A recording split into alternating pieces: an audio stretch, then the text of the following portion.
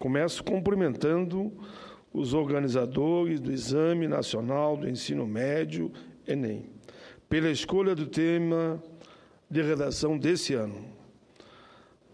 A persistência da violência contra a mulher na sociedade brasileira, apesar de termos, via o presidente Lula, que sancionou, nós todos participamos da Lei Maria da Penha.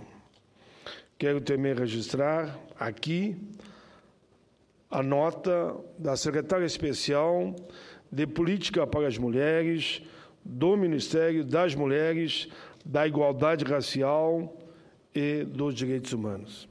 Assinada essa nota pela secretária que, para mim, tem status de ministra, senhora Eleonora Menecuzzi. Diz a nota: o tema da redação, sem dúvida alguma, fez com que cerca de 8 milhões de jovens, dos quais 4 milhões e meio aproximadamente são do sexo feminino, refletissem sobre essa epidemia da violência contra a mulher, reflexo, como Vossa Excelência colocou muito bem, de uma sociedade patriarcal e machista. Ter esse tema debatido no Enem, a segunda maior prova de acesso ao ensino superior do mundo, ficando atrás somente da China, é um avanço para toda a sociedade, quebrar com a banalização da cultura da violência. A construção de uma pátria educadora, diz ela, se faz a partir da discussão de questões que mudam a mentalidade e, com isso, provocam mudanças culturais e rompem paradigmas. A escolha desse tema o levou para dentro de quase 8 milhões de famílias brasileiras. Isto é algo de fundamental importância. Não tenho dúvida da enorme contribuição para a sociedade quando no Enem, um exemplo de excelência e qualidade, abraça essa causa da tolerância zero com violência. Com essa atitude de colocar o tema como redação, vimos reforçada a luta de 12 anos da Secretaria de Política para as Mulheres para a transversalidade das questões de gênero no governo federal. Senhora Presidenta, sem dúvida, o tema da redação do Enem é instigante.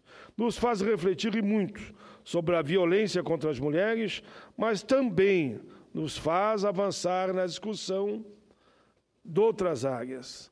Há também violência contra os idosos, faz-nos refletir sobre a violência contra as crianças, faz-nos refletir sobre a violência contra os negros, indígenas, ciganos, LGBT, pessoas com deficiência, discriminação religiosa e, pasmem vocês, muita intolerância política contra o cidadão por sua opção partidária. Todos os dias são relatados nas redes sociais agressões físicas e psicológicas, torturas sofridas por homens e mulheres, crianças de diferentes idades, sexo, condição social. É inadmissível que, em pleno século XXI, ainda tenhamos na sociedade indivíduos que preguem, por exemplo, a homofobia, o racismo, a discriminação, o ódio, a violência. A sociedade tem que entender e praticar que liberdade humana está na base dos direitos humanos. O Nobel de 1986, Elie Wiesel, tendo perdido aos 15 anos a mãe, o pai e uma irmã, nos campos nazistas de extermínio, afirmou o seguinte: eu jurei nunca ficar em silêncio, onde os seres humanos estivessem passando por sofrimento e humilhação. Devemos sempre tomar partido. Neutralidade ajuda o opressor. Neutralidade ajuda o opressor. Nunca a vítima. O silêncio encoraja o torturador, nunca o atormentado. Mesmo tendo passado por experiências degradantes, ele costumava dizer que o oposto do amor não é o ódio, mas sim a indiferença. Temos nós todos o dever de trabalharmos para um mundo melhor, mais livre e mais aberto à aceitação da diferença. O hoje nos incita à ação coletiva em defesa das liberdades.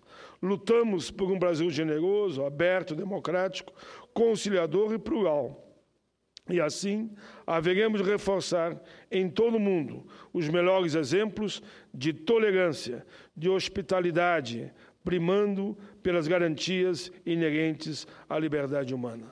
Lutamos para fomentar a garantia, o direito de que cada irmão nosso busque de maneira lícita o que mais lhe aprouver. A própria felicidade que orienta a trajetória pessoal de cada indivíduo no mundo. Em qualquer sociedade avançada, é preciso compreender que a intolerância legalmente albergada e aceita não é compatível com a democracia. A democracia não tem como tolerar a própria intolerância. Senhora Presidente, queria também, depois desse comentário rápido que fiz, registrar um outro documento que se refere ao Dia das Nações Unidas. Em 1945, 50 nações reunidas em São Francisco, nos Estados Unidos da América, assumiram o compromisso político de conjugar esforços para preservar as gerações vindouras do flagelo da guerra e promover o progresso social, a liberdade e melhorar condições de vida de todos os povos do planeta. Sob a inspiração desses nobres ideais e à sombra das memórias da Segunda Guerra Mundial, acordou-se, então, a criação da Organização das Nações Unidas, instituição internacional, septuagenária, da qual nosso país se orgulha de ser um dos membros fundadores. Em 1947, 2 anos após a fundação da ONU, sua Assembleia Geral instituiu, por meio da Resolução 168, o Dia das Nações Unidas, celebrado nesse, então, 24 de outubro. É essa nobre ocasião, senhora Presidenta, que me traz hoje à tribuna. De acordo com o texto da Resolução 168 da ONU, o Dia das Nações Unidas tem por finalidade a divulgação dos objetivos e das realizações dessa, que é, sem dúvida, a mais importante organização internacional criada pelo homem, com compromisso com os direitos humanos. O faço não somente porque presido a Comissão de Direitos Humanos, porque tenho como princípio fazer da política sempre um instrumento humanitário. Durante as 7 primeiras décadas de sua existência, a ONU obteve êxito no objetivo de evitar, através da cooperação do diálogo e de respeito às nações, a eclosão de uma nova guerra mundial. Durante esses 70 anos, a quantidade de Estados-membros da organização quase quadruplicou e a ONU conseguiu dar seguimento, a despeito de diversas dificuldades, à consecução de sua principal tarefa, que é muito bem sintetizada no preâmbulo da Constituição da Organização das Nações Unidas para a Educação, a Ciência, a Cultura, a Unesco, uma vez que as guerras se iniciam nas mentes dos homens, e é nas mentes dos homens que devem ser construídas as defesas da paz, disse um grande historiador. Senhora Presidente, para que possamos, um dia, completar a obra de construção da paz, da não-violência na mente dos homens, será necessário eliminar todos os vestígios da mentalidade belicosa que marcou durante milênios a trajetória de nossa espécie. Será necessário transcendermos, de uma vez por todas, alguns conceitos defasados, para os quais não há mais espaço em nossa marcha civilizatória e humanitária. Será necessário muito trabalho, claro, muita dedicação e, sobretudo, muita coragem para conseguirmos desfazer-nos de certas noções perniciosas, como, por exemplo, a ideia, infelizmente, ainda bastante popular, de que as nações não tem amigos, mas apenas interesses. As nações têm que ter uma visão humanitária do planeta. Essa visão, ou melhor, essa falta de visão, limitou o pensamento e as ações de muitos imperadores, de muitos déspotas. Um desses falsos líderes teria dito outra vez que meu país tem apenas 2 aliados, o seu exército e a sua marinha. Não concordo com esse ponto de vista míope, atrasado, sectário e hediondo. Não concordo porque sei que a força maior do homem não está nas armas. A força maior do homem resiste no seu poder de criar e de amar. Que me perdoem os tiranos e os opressores, mas os maiores aliados, os maiores amigos de um país são a sua cultura e os frutos da sua cooperação com todos os povos, com toda a humanidade.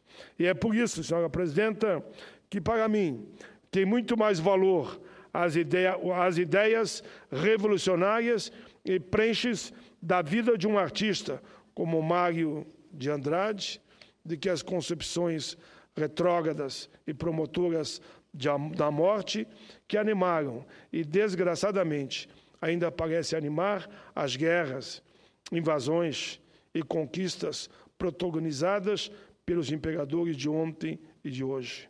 Em uma famosa troca de cartas com Carlos Drummond, Mário de Andrade afirmou ao oferecer contraponto a uma colocação de Drummond. Disse: o dia em que nós formos brasileiros, e só brasileiros, a humanidade estará rica de mais uma raça rica, de uma nova combinação de qualidades humanas. As raças são acordes musicais, e quando realizamos o nosso acorde, então seremos usados na harmonia da civilização. Fecho aspas. É com essa sabedoria, nessa visão, nessa cultura de harmonia, como se fosse uma canção, como se fosse uma dança onde todos bailam de mãos dadas, que essa harmonia será composta, senhora presidente, a Sinfonia da Paz. Essa é universal. Cada nação há de contribuir com o seu acorde, com as suas peculiaridades, com as suas tintas e cores. Cada país há de dar o seu melhor para que construamos, com base no respeito e na valorização da diversidade, as defesas da paz nas mentes dos homens e mulheres.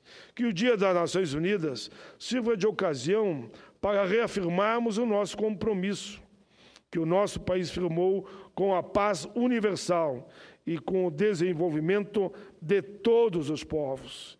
Que o aniversário de 70 anos da ONU nos inspire a sonhar com um novo mundo, com uma nova construção, com uma grandiosa obra assentada nos alicerces indestrutíveis do respeito, da igualdade, da fraternidade e de políticas humanitárias.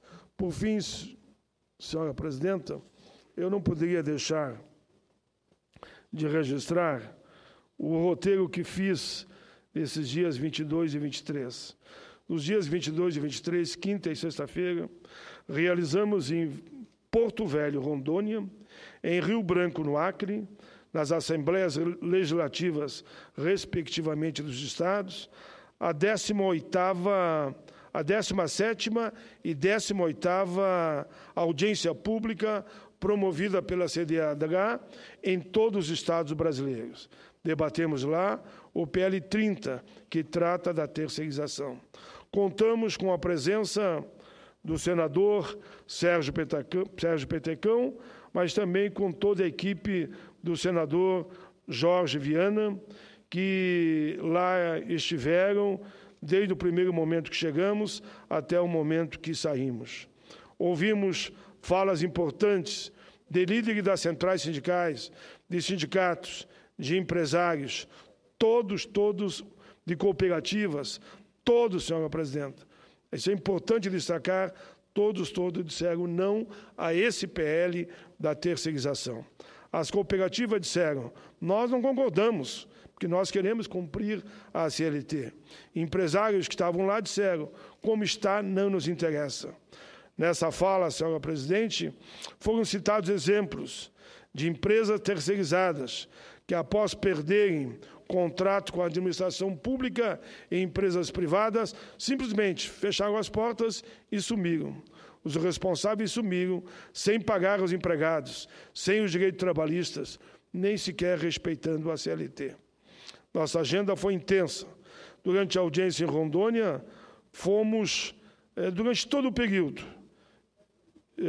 pela própria imprensa local, como a equipe do Amazon Sat, questionados sobre o projeto. E falamos com a maior tranquilidade. No final da audiência, tivemos lá inúmeras redes de televisão e todas elas com uma visão muito clara, pelo que nos perguntaram, que a população tem que saber o que significa esse PL número 30. Então, eu queria cumprimentar a imprensa de Rondônia. Senhor presidente, me reuni lá com os auditores fiscais e fiquei muito preocupado com a situação deles. Em Rio Branco, no Acre, pela manhã, fui recebido num café da manhã na Cooperativa de Trabalhadores Autônomos em Serviços Gerais. E ouvimos um pouco das histórias desses trabalhadores e da importância das cooperativas.